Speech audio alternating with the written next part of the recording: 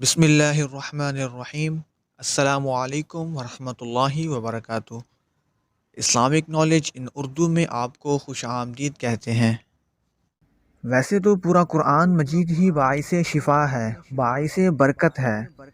سورہ بقرہ کے بارے میں حدیث شریف میں آیا ہے کہ جس گھر میں سورہ بقرہ پڑھی جاتی ہے، شیطان اس گھر سے یقیناً بھاگ جاتا ہے۔ ایک اور حدیث پاک میں ہے کہ سورہ بقرہ کو پڑھا کرو، اس کو حاصل کرنا اور پڑھنا برکت کا معجب ہے، اور اس کو چھوڑ بیٹھنا خسارہ اور حسرت کا باعث ہے، اور ناکارہ لوگوں کو ہی اس کو پڑھنے کی قدرت نہیں ہوتی۔ نبی پاک صلی اللہ علیہ وآلہ وسلم نے فرمایا کہ ہر چیز کا ایک کوہان ہے، یعنی کہ سب سے بلند مقام ہے۔ قرآن کا کوہان سورہ بقرہ ہے۔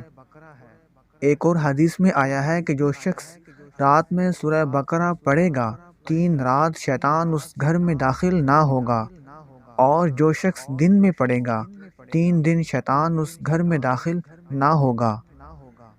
اللہ تعالیٰ سے دعا ہے کہ ہم سب کو سورہ بقرہ کو پڑھنے کی توفیق عطا فرمائے۔